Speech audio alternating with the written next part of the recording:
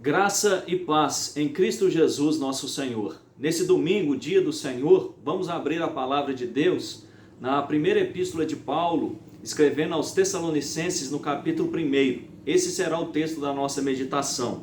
Diz assim a primeira carta aos Tessalonicenses: Paulo, Silvano e Timóteo, a igreja dos Tessalonicenses em Deus Pai e no Senhor Jesus Cristo, graça e paz a vós outros. Damos sempre graças a Deus por todos vós, mencionando-vos em nossas orações e sem cessar, recordando-nos diante do nosso Deus e Pai da operosidade da vossa fé, da abnegação do vosso amor e da firmeza da vossa esperança em nosso Senhor Jesus Cristo. Reconhecendo, irmãos amados de Deus, a vossa eleição, porque o nosso evangelho não chegou até vós tão somente em palavras, mas sobretudo em poder, no Espírito Santo e em plena convicção, assim como sabeis ter sido o nosso procedimento entre vós e por amor de vós. Com efeito, vos tornastes imitadores nossos e do Senhor, tendo recebido a palavra, posto que em meio de muita tribulação, com alegria do Espírito Santo, de sorte que vos tornastes o modelo para todos os crentes na Macedônia e na Acaia. Porque de vós repercutiu a palavra do Senhor, não só na Macedônia e Acaia, mas também por toda parte se divulgou a vossa fé para com Deus, a tal ponto de não termos necessidade de acrescentar coisa alguma.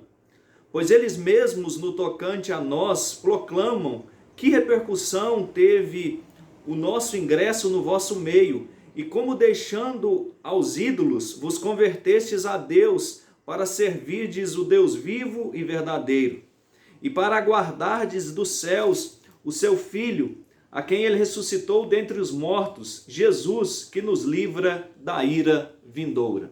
Oremos. Amado Deus, nesse momento, no dia do Senhor, nós nos colocamos humildemente diante da tua palavra.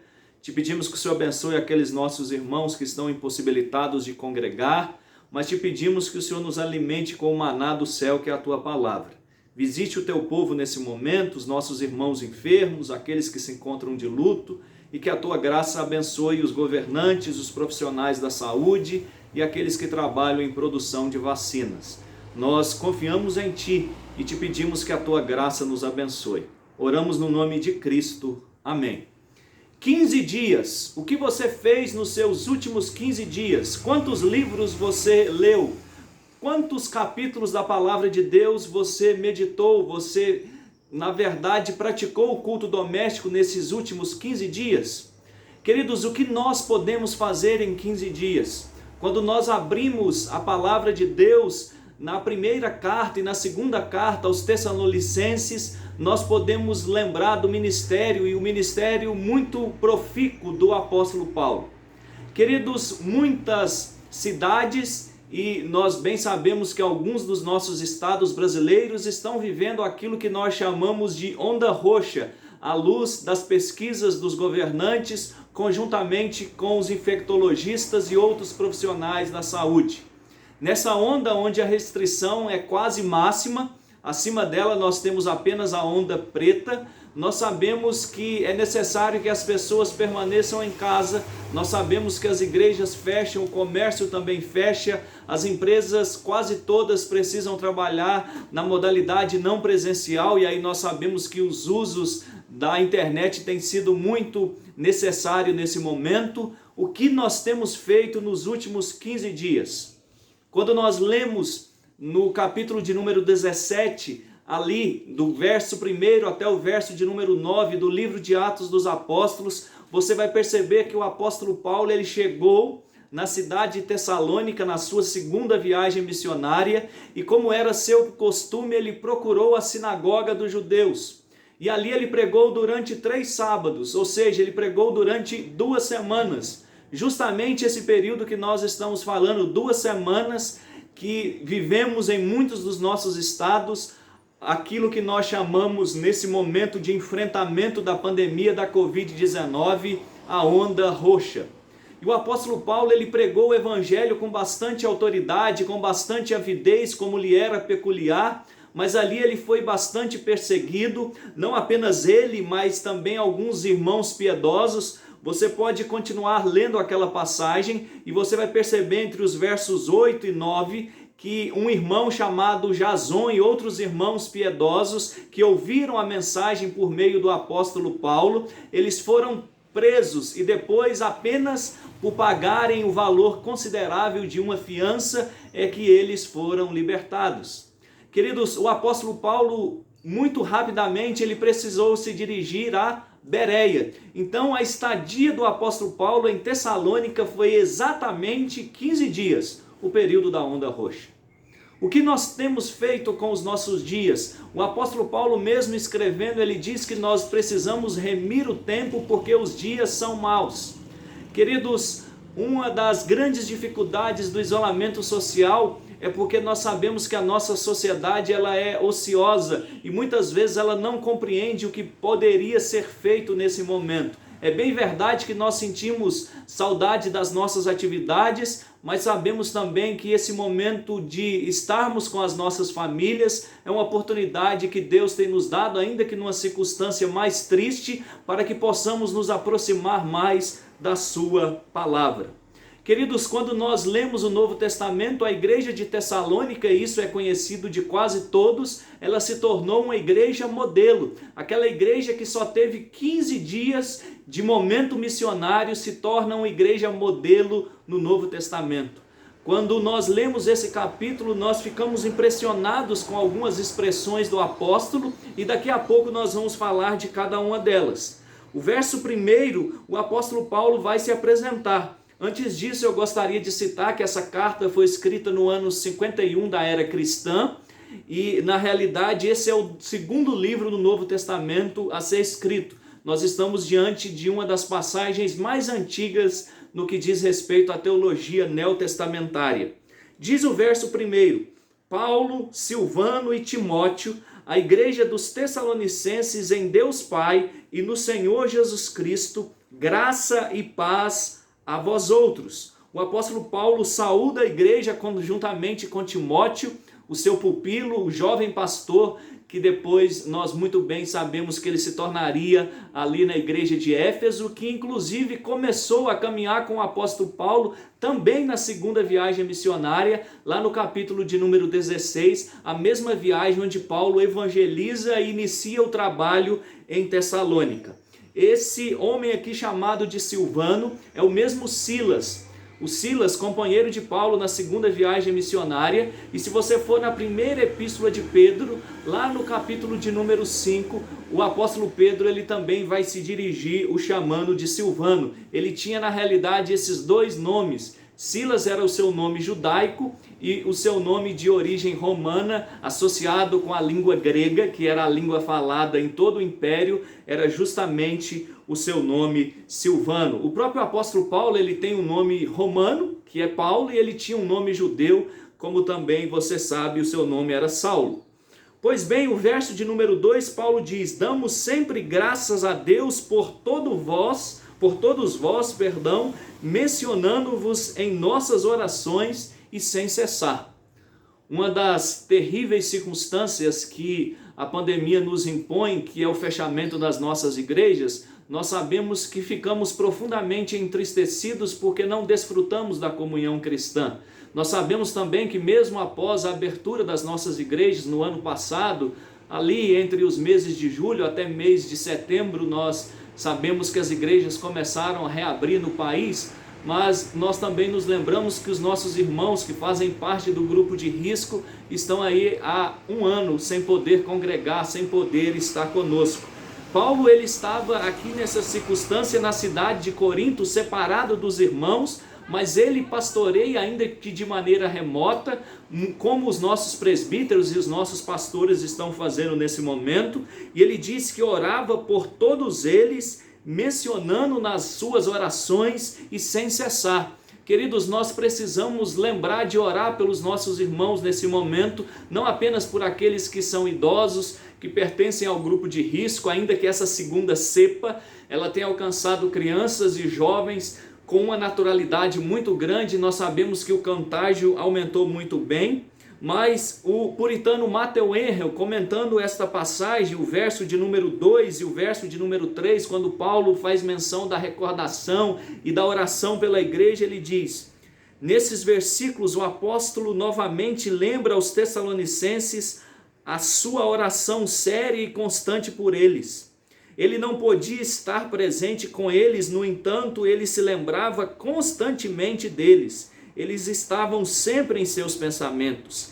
Ele desejava o melhor deles e não podia expressar sua afeição a eles melhor do que qualquer meio que não fosse a oração séria e constante a Deus em favor deles. Queridos, é muito magnífico nesse momento nós mandarmos uma mensagem, nós telefonarmos. Em dias onde o WhatsApp e outras redes sociais dominam, as pessoas até dizem que receber um telefonema significa aí uma condição muito especial, porque nós sabemos que isso tem se perdido. Mas nós demonstramos amor pelos nossos irmãos em todo e qualquer momento. Imagine-se no momento de calamidade como estamos vivendo, lembrando de orar por eles. No verso 2, Paulo diz que ele recorda diante de Deus da fé deles e da abnegação do amor e da firmeza da esperança, a esperança em nosso Senhor Jesus Cristo.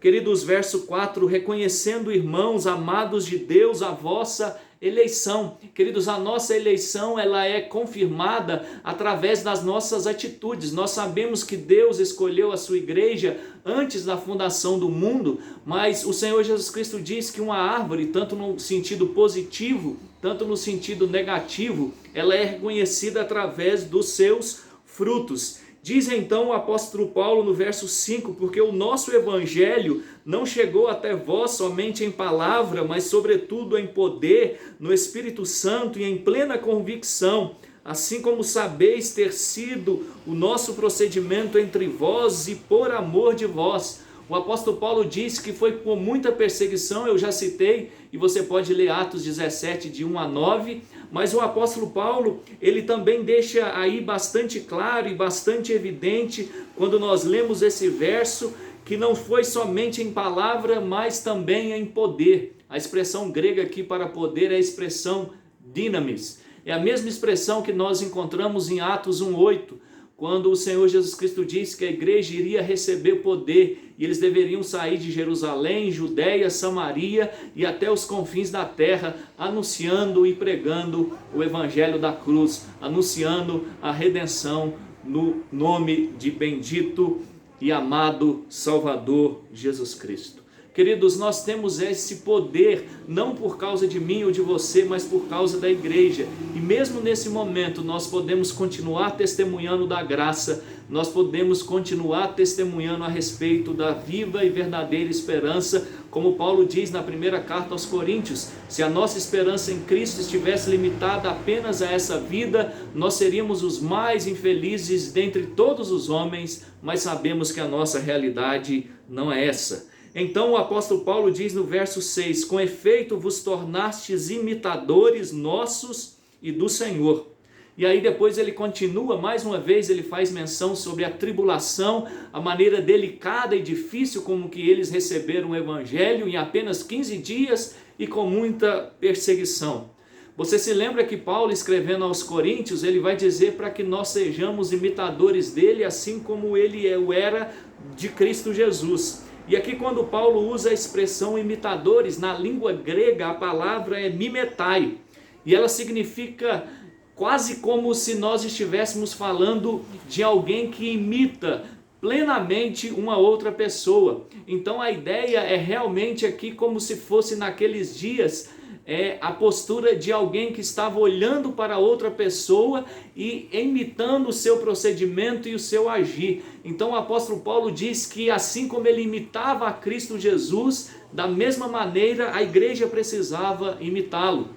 Querido, será que nos seus últimos 15 dias você tem se comportado como Cristo Jesus? Quando nós lemos o Evangelho, quando nós lemos Mateus, Marcos, Lucas e João, nós sabemos que Cristo se dedicava integralmente ao reino, à oração, à pregação, ao anúncio da graça, à edificação da igreja. O que você tem feito nesses últimos 15 dias? O texto continua dizendo, no verso 7, de sorte que vos tornastes um modelo para todos os crentes na Macedônia e também na Acaia. Observe que eles têm um padrão tanto de teologia, quanto também um padrão de ética que é muito marcante. A Escritura diz que eles se tornam modelo, tanto no que diz respeito à Macedônia e à Acaia. Primeiro eu quero falar sobre a extensão territorial, geográfica, e depois dessa perspectiva ética e teológica. A Macedônia cobria as cidades de Tessalonicenses, Filipos e Bereia.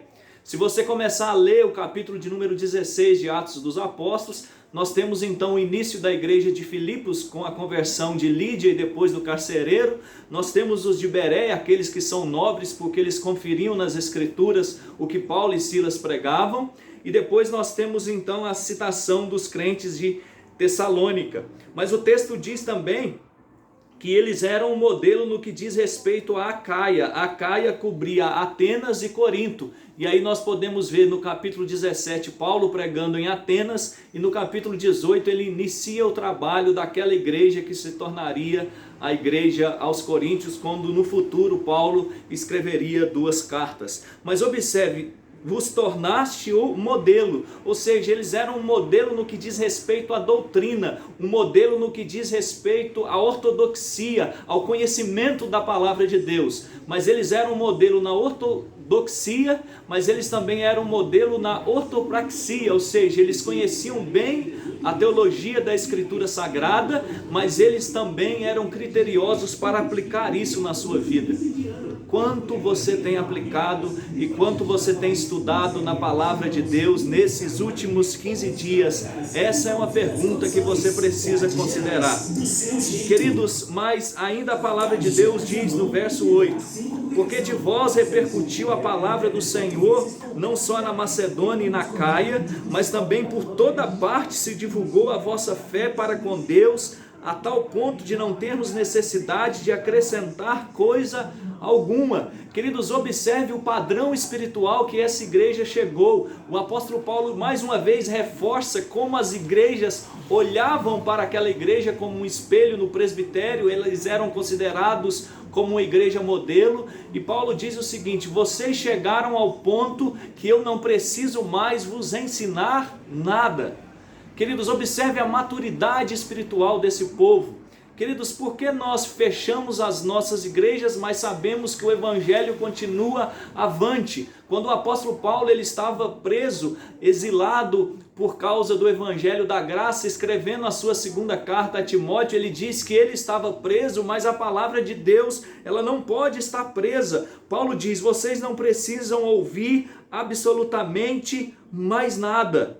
O texto, quando ele faz essa menção aqui da Macedônia e da Acaia, nos versos 7 e 8, aqui nós temos justamente um ponto muito importante ainda no que diz respeito à geografia, que nessa região nós tínhamos uma via chamada Via Inácia, que era muito importante, foi construída nos dias do Império Romano, que ela ligava justamente o mundo ocidental ao mundo oriental.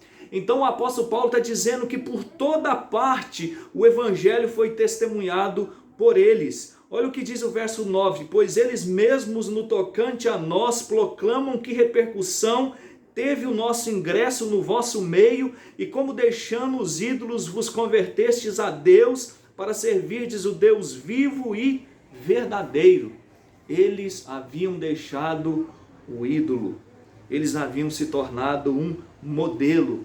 E agora, depois de tratar sobre todos esses aspectos geográficos, e também eu já falei sobre o aspecto prático e ético, eu queria que você considerasse que no verso 7, quando Paulo chama de modelo, ele traz uma palavra que no original grego é muito forte. Ela é como se fosse a impressão de um carimbo. Então o apóstolo Paulo está querendo dizer que eles eram como se fosse um carimbo que atestava a pessoa de Jesus Cristo. Será que nós somos um carimbo que atesta quem é o Senhor Jesus Cristo?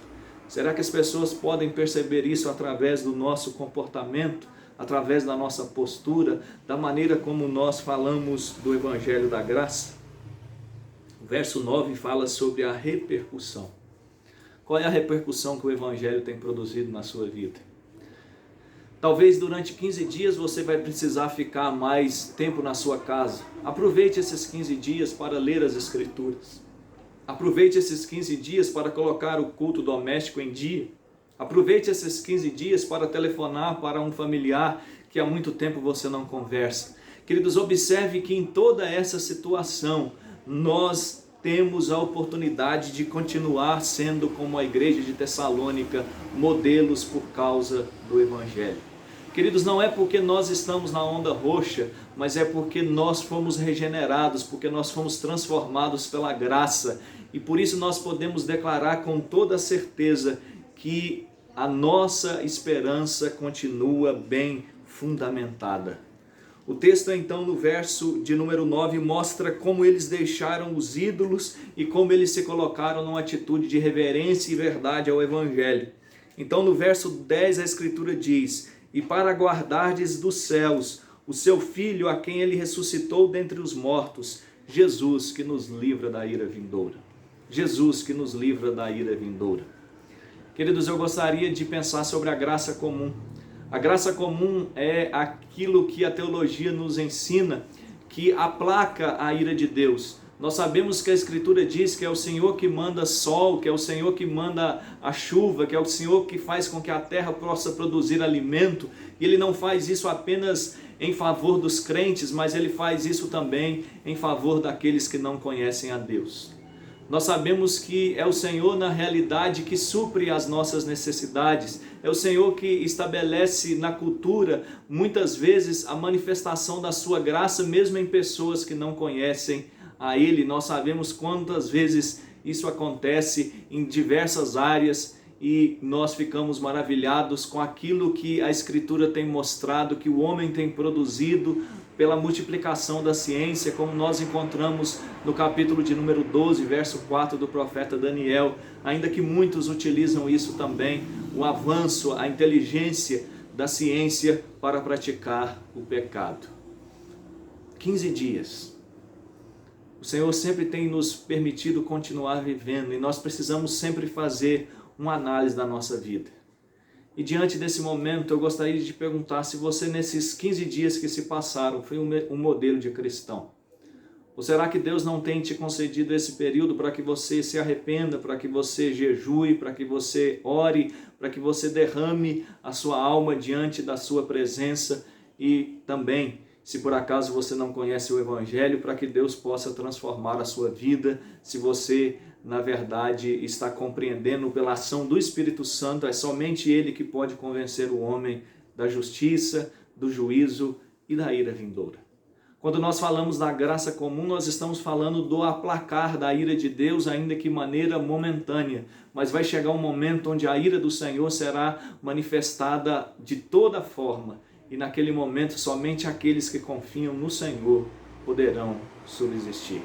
Que Deus nos ajude, que o Senhor abençoe os nossos governantes nesse momento e que como igreja cristã, ainda que remotamente você se lembre de orar pelos seus irmãos, que você se lembre de orar pelos seus pastores, pelos seus presbíteros, pelos seus diáconos, que agora precisam pastorear também, ainda que de maneira remota, e também necessitam das nossas orações. E que em breve possamos todos estarmos juntos cultuando a Deus no dia do Senhor e assim agradecendo por tudo que Ele tem nos proporcionado. Mas que a cada 15 dias, ou a cada novo dia, ou a cada término de dia, que nós possamos olhar para trás e dizer: eu pareço mais uma impressão, eu pareço mais um modelo de Cristo Jesus. Vamos orar e pedir que Ele aplique a sua palavra em nossos corações. Deus amado, Deus bendito, nós te damos graças pelo teu santo evangelho, pela tua palavra que sempre nos orienta, nos exorta e nos consola. Te pedimos que o Senhor aplique as escrituras na nossa vida. Obrigado por essa igreja que se tornou tão importante, ó Deus, no Novo Testamento. E te pedimos que a igreja do Senhor continue testemunhando de maneira fiel, também nesse momento delicado que enfrentamos. É assim a nossa oração, pedindo a Deus a tua graça e a tua misericórdia, no nome santo e amado de Jesus. Amém. E agora, irmãos, que a graça do nosso Senhor e Salvador Jesus Cristo, o amor de Deus, o nosso Pai, e que as sempre ricas e fraternais consolações do Espírito Santo de Deus repouse sobre sua vida, sobre sua família e sobre toda a extensão do reino de Deus na terra, hoje e sempre. Amém.